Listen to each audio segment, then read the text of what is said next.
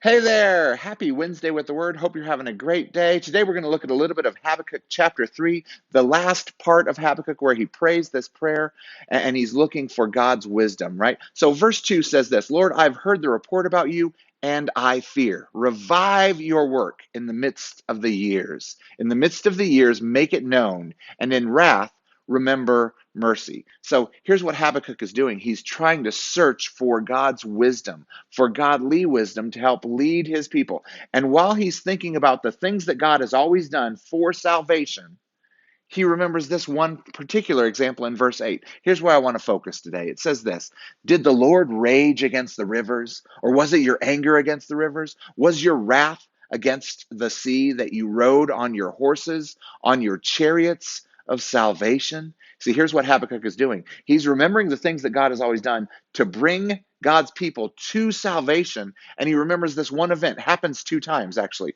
Once, it's the Red Sea, the parting of the waters. When God's people are exiting out of Egypt, God opens up the Red Sea so that they can walk across on dry land. And then, after they'd wandered around the wilderness for a little while, God stops the flow of the Jordan River so they can walk across again.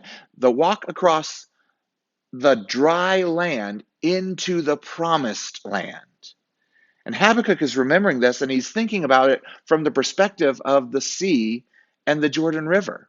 He's thinking, I wonder if you felt the rage of God, or you felt like God was mad at you when God tore you asunder, when God broke your flow, your purpose, the way you were going, your direction. He stopped that.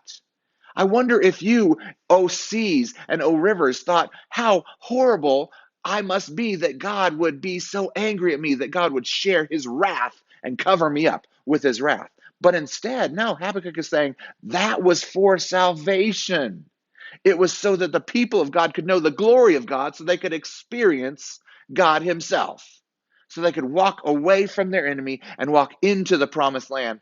God would stop, God would tear asunder. And so you may think today that your heart is being torn asunder, that your purpose is unclear, but maybe God is working for your salvation. In fact, that's a promise of the word, isn't it? He who began a good work in you will be faithful to complete it. In Christ Jesus, what is a broken heart might just be your salvation. I hope you have a great day. God bless.